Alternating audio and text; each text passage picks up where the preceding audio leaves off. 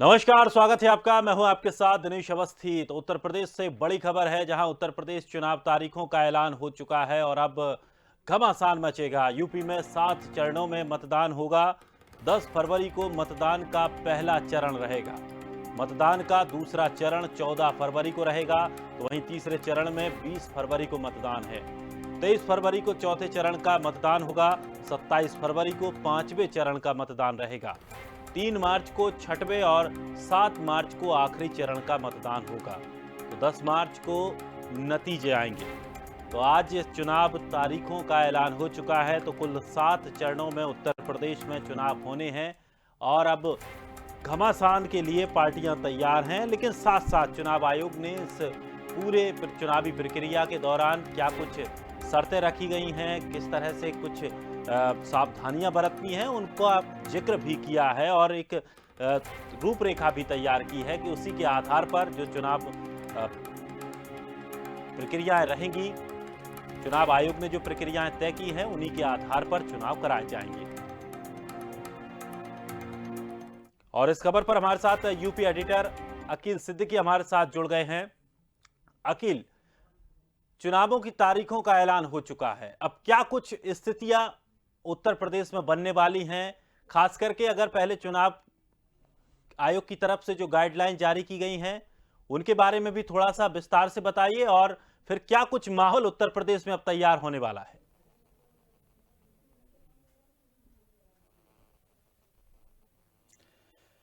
देखिए, कहीं ना कहीं अब उत्तर प्रदेश में 7 चरणों में चुनाव होगा और इसको लेकर पूरी तैयारी कर ली गई थी। हालांकि पहले ही 13 सदस्यीय टीम जो भारत निर्वाचन आयोग की थी वो उत्तर प्रदेश में आके सभी 75 जिलों के जिलाधिकारियों के साथ, कमिश्नर के साथ, पुलिस कमिश्नर के साथ, एसपी के साथ भी बैठक करके कहीं सुनिश्चित कर लिया था कि हम चुनाव के लिए तैयार है। तो उत्तर प्रदेश पहले ही तैयार हो चुका था। ऐसे में ये माना जा रहा था कि फरवरी में ही चुनाव करा दिया जाएगा उत्तर प्रदेश में। हालांकि आज उसका ऐलान हो गया और आचार संहिता लागू कर दी गई उत्तर प्रदेश सहित 5 और राज्यों में। 5 राज्यों की अगर हम बात करें, उत्तर प्रदेश सबसे बड़ा राज्य है इन सभी 5 राज्यों में लेकर।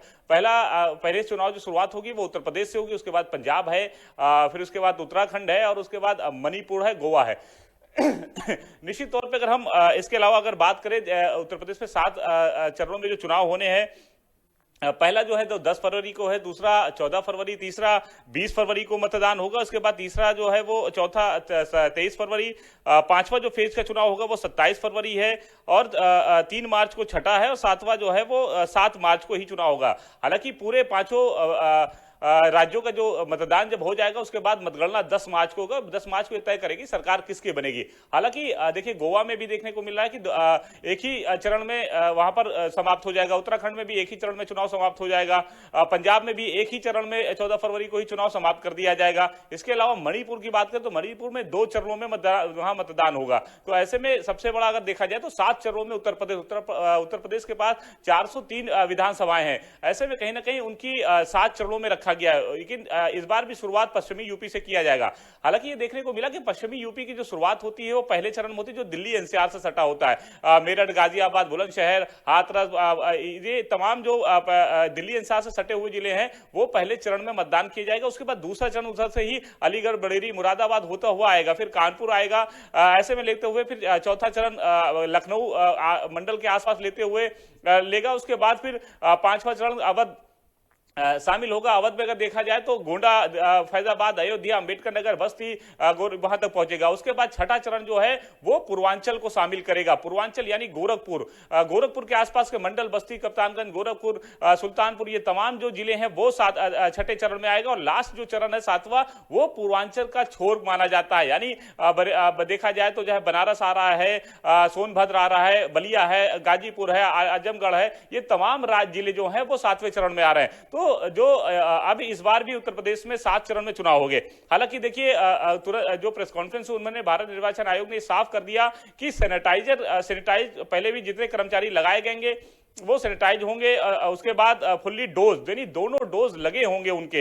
हालांकि ये भी माना है कि उत्तर प्रदेश में पहला डोज सभी 90% लोगों को लग गया है, चाहे वो मतदाता हो चाहे वो कर्मचारी हो। हालांकि कर्मचारियों पर ये पाबंदी लगा दी गई है कि दोनों डोज लगे होने चाहिए, हाथ में ग्लव्स होने चाहिए, मास्क अनिवार्य कर दिया गया है। इस बार बूथ जो है वो 16% और बढ़ा दिया गया है। महिला जो कर्मचारी होंगी वो सबसे ज्यादा 16 बूथों पर ज्यादा रहेंगी। हालांकि महिलाओं को तरजीह ज्यादा इस बार दी गई है, जिस तरह प्रेस कॉन्फ्रेंस में ऐलान किया गया है। इसके अलावा बात करें अगर तो 90 यानी 900 ऑब्जर्वर चुनाव में पैनी नजर रखेंगे, यानी सबसे ज्यादा ऑब्जर्वर जो है वो उत्तर प्रदेश में लगाए गए हैं, उनकी जिम्मेदारी होगी। हालांकि जितने भी राजनीतिक दल थे उनकी जो इस बार जो साइकिल यात्रा हो या बाइकिल यात्रा हो या इसके अलावा जो जनसभाएं करते थे उस पर फिलहाल अभी पाबंदी लगा दी गई है। इसके अलावा देखा जाए तो कि सबसे बड़ी बात, राजनीतिक दलों के पास अपने उम्मीदवार की क्रिमिनल हिस्ट्री अपनी पार्टी के वेबसाइट और होम पेज पर डालनी अनिवार्य कर दिया गया है।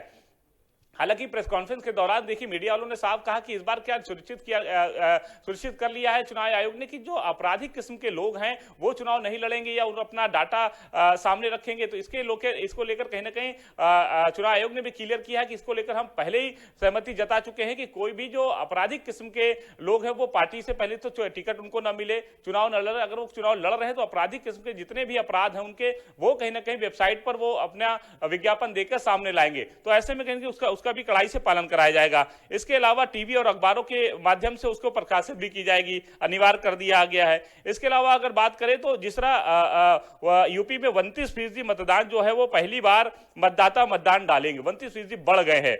पोलिंग बूथ के ग्राउंड फ्लोर पर भी ग्राउंड फ्लोर बनाया गया, 2,15,368 पोलिंग बूथ नए बनाए गए हैं जो बने गए हैं। इसके बाद 1620 पोलिंग स्टेशन पर सिर्फ महिला कर्मचारी को तरजीह दी जाएगी।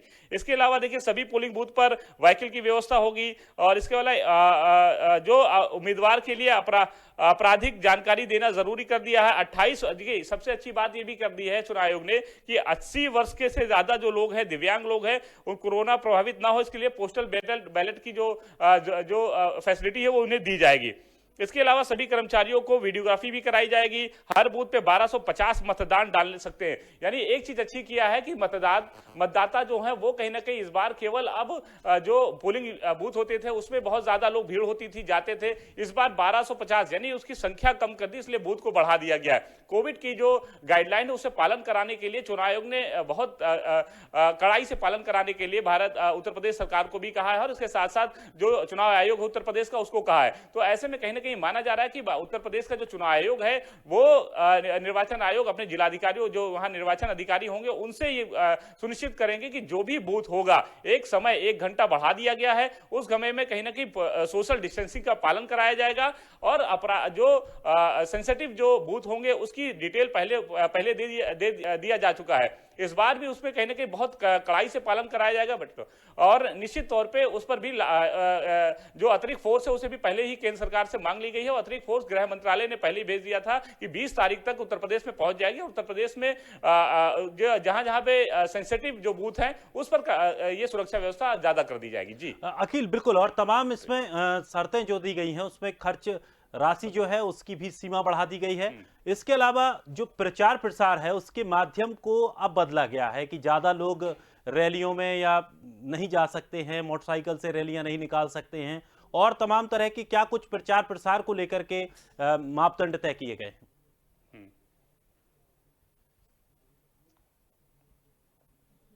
देखिए पहली उन्होंने सबसे पहले ऐलान किया कि जितने भी जो भी व्हीकल जो रैलियां निकलती हैं, जो व्यवस्थाएं की गई थी कि चुनाव जो भीड़ जो सबसे ज्यादा होती है या जो रोड शो निकल रहे हैं, जो विकास यात्रा जो निकाली जा रही थी अभी तक, उस पर सब पर पाबंदी कर दी गई है।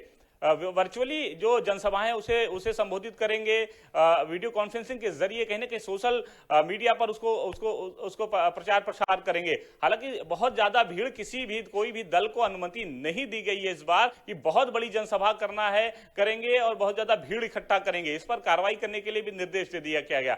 हालांकि देखिए सबसे अच्छी बात यह रही कि इस बार अभी आचार संहिता लगते ही अभी इस पर रोक लग गई है। हालांकि इसकी जिम्मेदारी जिला के सभी जिलाधिकारियों को निर्वाचन अधिकारियों पर बढ़ गई है कि कैसे इसका पालन कराएंगे, क्योंकि ये बार देखने को मिलता है चाहे वो गली हो, मोहल्ला हो, गांव हो, बहुत ज्यादा भीड़ लगा के लोग चौपाल करते थे, जनसभाएं करते थे, दूर दूर से गाड़ियां आती थी, हर विधानसभाओं से गाड़ियां, हर ग्राम सभा से गाड़ियां विधानसभा में आती थी, जहां तक जनसभाएं होती, जो प्रत्याशी करता था, जो दल करता था, बड़े नेता जो आते थे, उन पे कहीं ना कहीं बहुत ज्यादा भीड़ लाती थी।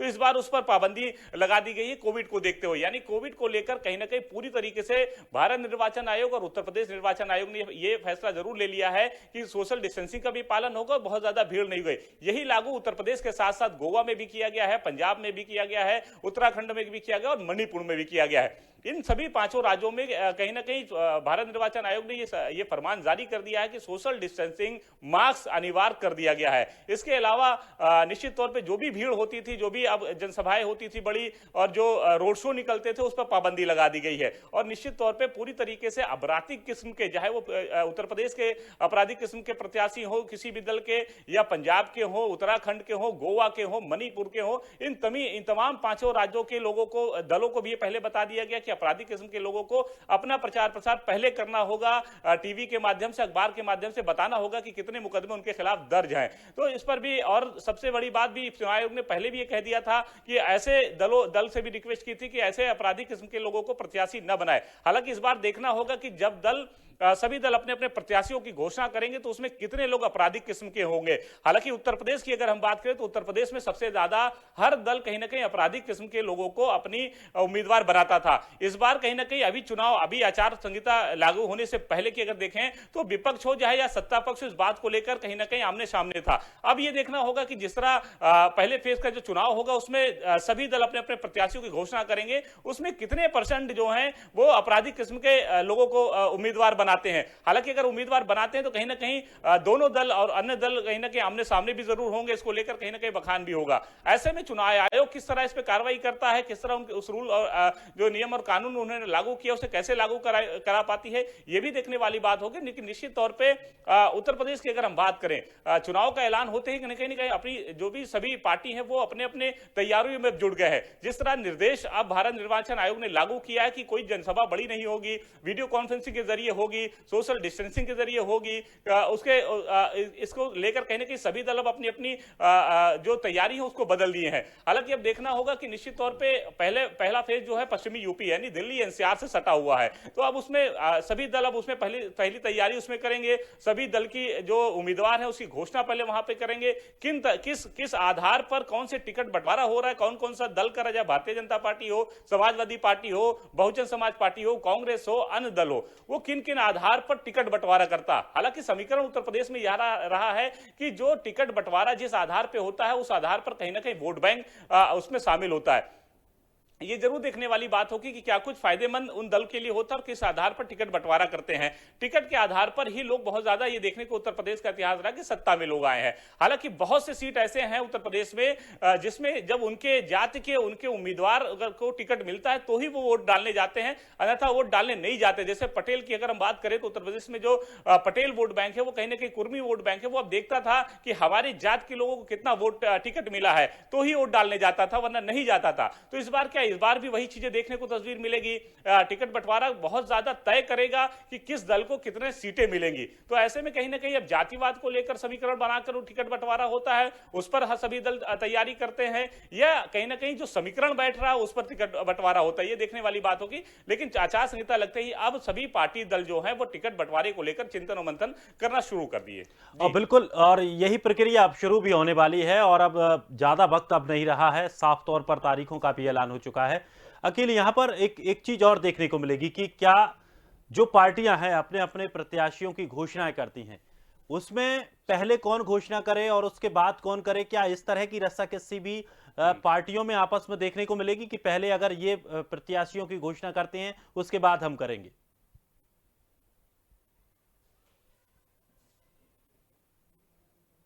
हाँ बिल्कुल, सबसे ज्यादा देखने को मिलता है कि आप देखिए सत्ता में अगर देखा जाए तो भारतीय जनता पार्टी है, तो ये देखेगी, समाजवादी पार्टी भी ये देखेगी। पिछली बार भी ऐसे हुआ था कि समाजवादी पार्टी ने जब अपने प्रत्याशी घोषित कर दिए थे तब दूसरे दल ने अपने अपने प्रत्याशी घोषित कर दिए। हालांकि ये देखने वाली बात होगी। अब इस बार ये बहुत ज्यादा उम्मीद ये जताई जा रही है कि जब भारतीय जनता पार्टी अपने उम्मीदवारों को पश्चिमी यूपी यानी फर्स्ट फेज में उतार देगी, उसके बाद समाजवादी पार्टी अपने पत्ते खोलेगी। हालांकि इस बार ये जरूर देखने को मिला कि समाजवादी पार्टी में उस उम्मीदवार को, यानी जो मौजूदा विधायक है, उनको भी नहीं पता है कि उनका टिकट होगा या नहीं होगा। यही हाल भारतीय जनता पार्टी में है कि इस बार ये देखने को मिला, लोग चक्कर काट रहे हैं मुख्यालय का, कि जो मंत्री हैं वो भी मुख्यालय का चक्कर काट रहे हैं कि उनका टिकट बचा है या नहीं बचा है, मिलेगा या नहीं मिलेगा। तो इस बार कहीं ना कहीं तस्वीर साफ नहीं हो पाई है, चाहे वो समाजवादी पार्टी हो, चाहे वो भारतीय जनता पार्टी हो।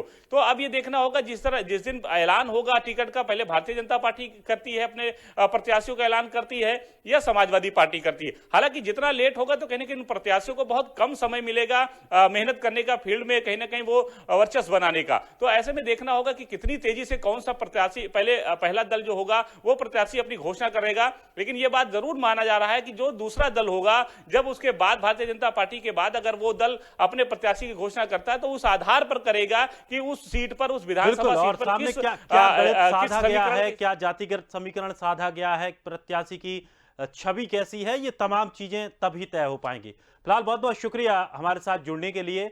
तो अब उत्तर प्रदेश में चुनाव की तारीखों का ऐलान हो चुका है। 7 चरणों में उत्तर प्रदेश में चुनाव होने हैं और 10 मार्च को नतीजे आएंगे। अब देखना यह है कि क्या कुछ तैयारियां पार्टी करती हैं और कौन इस पूरे उत्तर प्रदेश के चुनाव में अपनी लहरा फहरा पाएगा।